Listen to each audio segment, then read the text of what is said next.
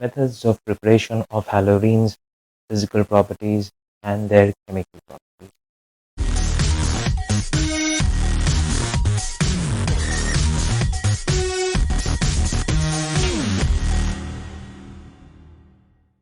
Greetings to one and all. My name is Dr. Imran Khan, and welcome to my channel Chemistry Unscrambled, where we try to unscramble the beautiful subject of chemistry for you to comprehend easily. We are here with the sixth video of the chapter Haloalkanes and Haloarenes of grade 12.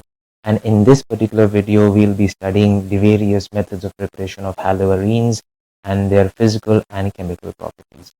So before starting, I would request all the new viewers to kindly subscribe to my channel so that you can get latest updates on my videos. So without wasting any time, let's dive into the topics. So the first topic is methods of preparation of haloarenes. And in this, the first topic is by direct halogenation. By direct halogenation, we can prepare chlorobenzene and bromobenzene by the following reaction. Benzene, when treated with chlorine in presence of anhydrous AlCl3 or anhydrous FeCl3, we get chlorobenzene. And if we treat benzene with bromine in presence of anhydrous AlBr3 or FeBr3, we get bromobenzene. So we have studied the mechanism of this particular type of reaction in haloalkanes as well. So I'll just brief it up for you. Is that AlCl3 is a Lewis acid. It tends to attract the electron-rich centers. So in Cl2, it will tend to attract the Cl negative part, leaving behind Cl positive. Now this Cl positive attacks the benzene and substitutes the H positive, thereby forming chlorobenzene. And the same mechanism goes for preparation of bromobenzene as well. Next, we see that why iodo derivatives of benzene are not prepared easily, because as you can see in the reaction that one of the product that is formed is HI, and we know that HI is a strong reducing agent, so hence it reduces iodobenzene back to benzene and iodine. So what do we do to take the reaction forward? We use a strong oxidizing agent in the form of HNO3 or hydroiodic acid, and that is HiO3. When HNO3 reacts with HI, it oxidizes HI to I2, and hence the reaction moves in the forward direction. So whatever HI that is there, it converts into I2. So this is the overall reaction that you can see here. Benzene plus I2 in presence of HNO3 gives iodobenzene plus H2O. So iodination can be done in presence of strong oxidizing agent. Chlorobenzenes cannot be prepared because chlorine have strong affinity for hydrogen, and moreover the reactions are very violent, so hence chlorobenzene cannot be prepared by these methods. Next, we see the preparation from disonium salts. So firstly, we will try to understand that what are disonium salts. So disonium salt is one of the example of disonium salt if benzene disonium chloride. Now it is prepared from aniline, and the process is called as diazotization. So hence we will first see that what is diazotization. As you can see that aniline, when reacts with NaNO2 and HCl and the temperature ranges from 0 to 10 degrees Celsius, then benzene disonium chloride is formed. What is benzene disonium chloride? Benzene carries an N2 positive and Cl negative group on itself, so that is benzene disonium chloride. Now once benzene disonium chloride is formed, now you can see that there will be many more methods from which you can prepare haloarenes. First method is Sandmeyer's reaction.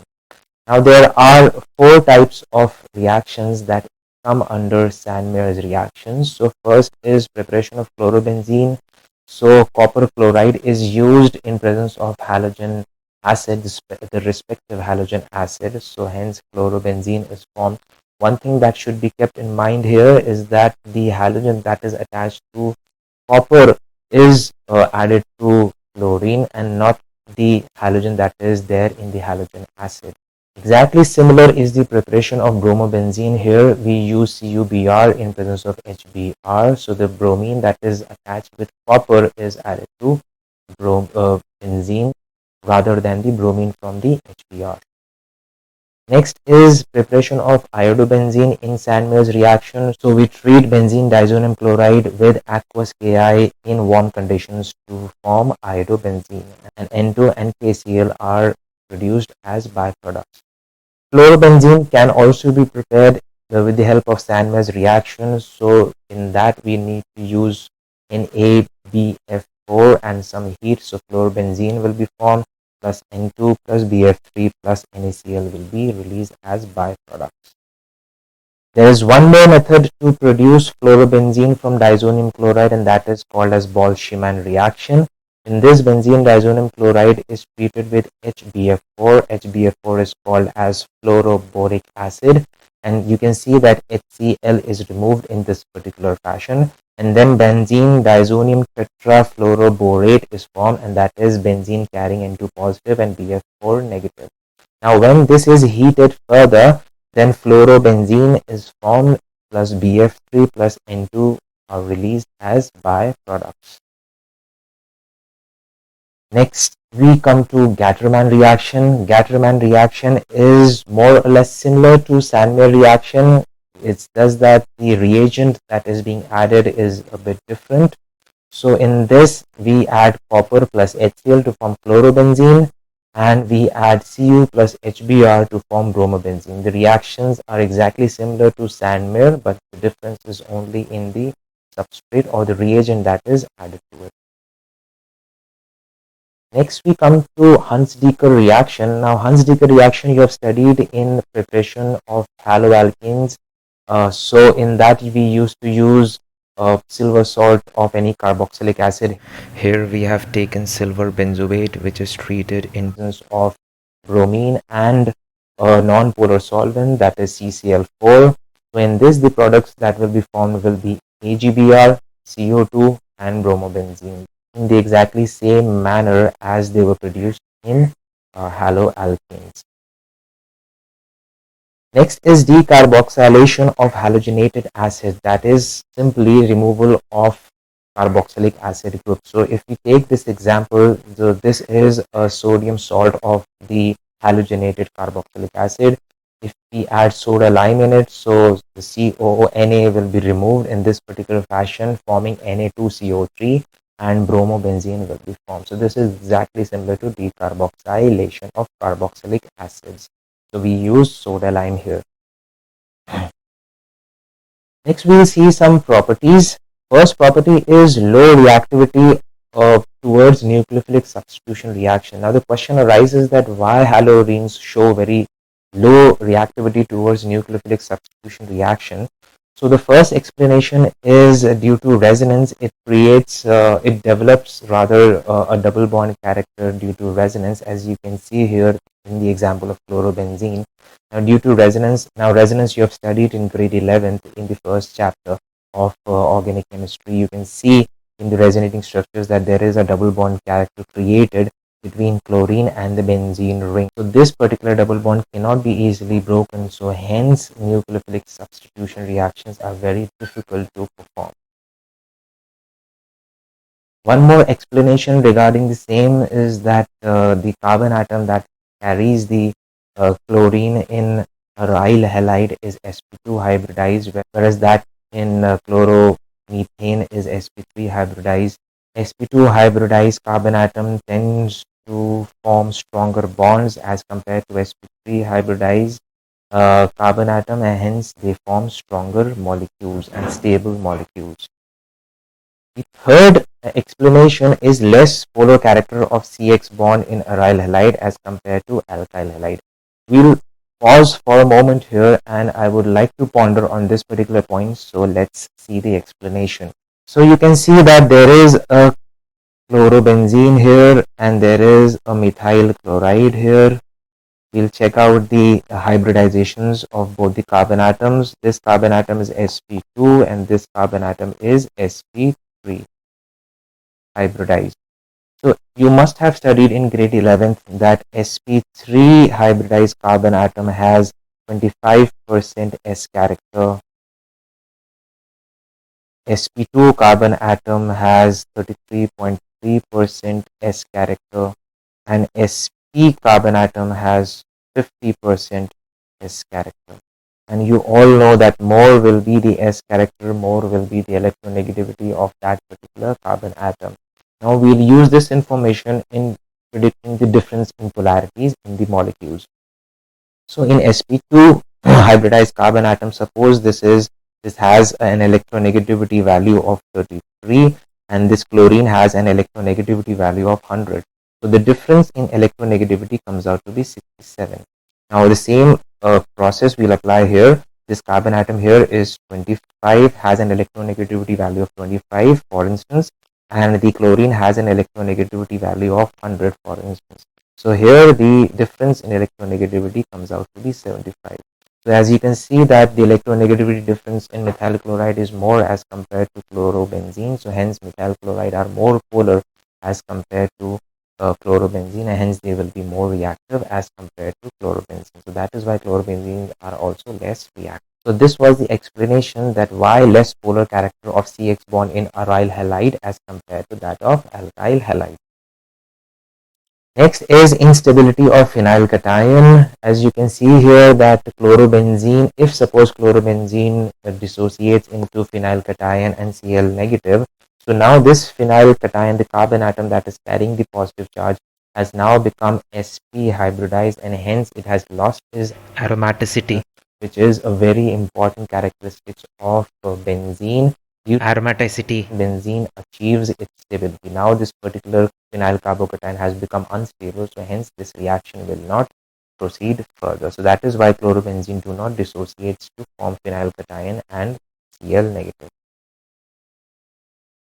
Now let's quickly dive into the chemical properties of haloarenes. When we were doing chemical properties of haloalkanes, I have asked you to remember these reactions as though, suppose if I ask that which reagent should be used to substitute Cl with NO2, so immediately your answer should be AgNO2. If I ask you that which reagent should be used to substitute Cl with OH, then immediately your answer should be aqueous KOH. So here also you need to remember these reactions in the same fashion. So suppose you want to replace Cl by OH. So now this is a Dow's process. So what you will do is that you will add NaOH plus HCl. And you can see if you add NaOH to chlorobenzene, then sodium phenoxide will be formed, and if you add HCl further, so phenol will be formed. So if you want to convert chlorobenzene to phenol, you need to add NaOH plus HCl. Next, if you want to replace the Cl with methoxy group, you need to react the chlorobenzene with sodium methoxide at temperature 200 degrees Celsius. So you can see that NaCl will be removed and the methoxy group moves to the benzene ring, forming anisole, or it is also called as methyl phenyl ether. So next method is replacement of Cl by NH2 group. Now this can be done with two methods.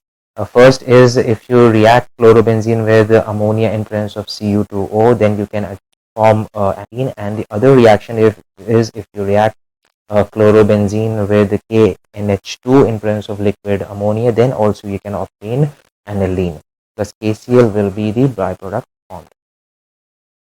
Next is replacement of Cl by Cn. So which reagent should be used? The exact reagent that should be used here is CuCN. So if you want to convert chlorobenzene to cyanobenzene or phenylcyanide, you need to use CuCN, as you can see here in the reaction. Next is reaction with Mg, formation of Grignard reagent. If you react bromobenzene with magnesium in presence of tetrahydrofuran or ether, now this magnesium will come in between benzene and bromine, and hence Grignard reagent will be formed. The order of reactivity, obviously you know that aryl iodide are more reactive than aryl bromide and aryl fluoride, because iodides are have large size, so hence overlapping will be very less, so hence they will be more reactive as compared to other aryl halides. So the next chemical property is reduction. So if you want to convert chlorobenzene into benzene, what you need to do is that you need to add one of the reducing agent, and that is lithium aluminum hydride or nickel alloy in presence of NaOH, or sodium magnesium in presence of H2O. So this, with the help of these reducing agents, you can convert chlorobenzene to benzene. Next is Fittig reaction. Now this is a name reaction. You have studied Wood's reaction in the chemical properties of haloalkanes. Fittig reaction is exactly similar. In Wood's reaction, haloalkanes were used in presence of sodium. In Fittig reaction, haloarenes are used in presence of sodium and dry ether to form diphenyl. As you can see here, NaCl will be removed and diphenyl will be formed. Next is Wood's Fittig reaction. So in Wood's Fittig reaction, one component would be of the Wood's reaction and the other component would be of the Fittig reaction. Both of them will combine to form Wood's Fittig reaction. Suppose this is the reaction that you can see here. The R group will move on the benzene ring, forming R-benzene.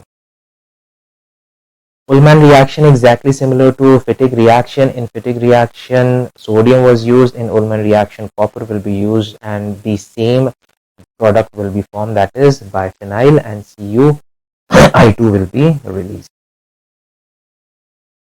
Reaction with sodamide in liquid ammonia, formation of aniline. Now this is a very important reaction. Obviously you can see here that in presence of sodamide, NH3 and NaCl are released. In this particular fashion, you will see that Cl negative is released and the CH bond will migrate towards the double bond, thereby forming a new intermediate that is called as benzene.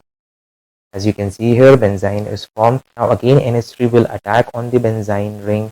Now this NH3 will dissociate as H positive and NH2 negative, and it can attack in two fashion. First off, NH2 can attack from the top, from where chlorine was removed, and it can also attack from the bottom from which H was removed, as you can see here. So there will be two products formed. So when NH2 will attack from the side from which H was removed, the smaller leaving group was there, then the major product will be formed and the minor product will be formed when NH2 will add from that side from which the bulkier group, that is chlorine, was removed. Next is reaction with benzene ring, electrophilic substitution reactions.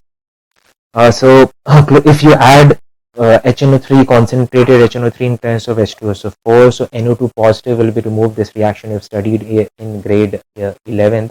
So now chlorobenzene is an ortho para directing group, hence so it will direct NO2 positive to ortho and para position, and you know that the para position is highly stable because the bulky groups are at the maximum distance. So para positions are usually the major product. Next reaction is if you add concentrated H2SO4, so SO3 will be the electrophile that will attack, and hence chlorobenzene will send HO3 to the ortho position and at the para position, forming orthochlorobenzene sulfonic acid and para-chlorobenzene sulfonic acid, and para-chlorobenzene sulfonic acid is more stable as compared to orthochlorobenzene sulfonic acid, due to which it will form the major product.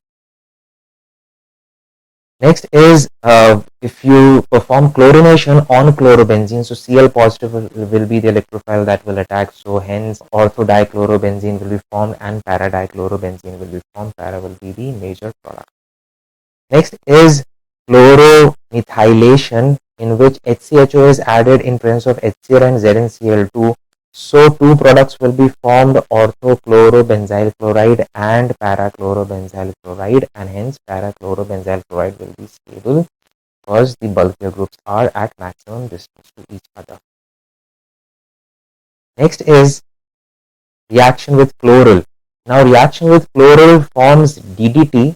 DDT is dichloro-diphenyl trichloroethane. This is how chloral reacts with chlorobenzene. In presence of concentrated H2SO4, H2O is removed and hence dichloro-diphenyl trichloroethane is formed. While naming the DDT molecule, you need to start from the right hand side. You can see two chlorine atoms are there, so dichloro. Two phenyl groups are there, so hence diphenyl. Then move to the extreme left. There are three chlorine atoms, so trichloro, and there are two carbon atoms having single bond, so hence ethane.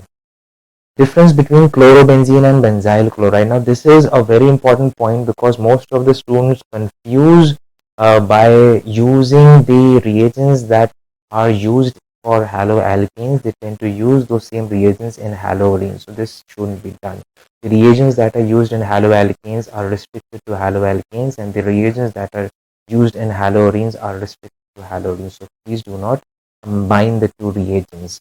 So I'll try to explain certain differences between chlorobenzene and benzyl chloride. Consider benzyl chloride as a haloalkane. then you will tend to understand this particular point much more easily. So consider benzyl chloride as a haloalkane. So now see the reactions. So if you treat benzyl chloride AgNO2, you will see that Cl will be removed by will be substituted by NO2, whereas if you perform the same experiment with chlorobenzene, no reaction will take place. Alright, because there is a double bond character in between chlorine and the benzene.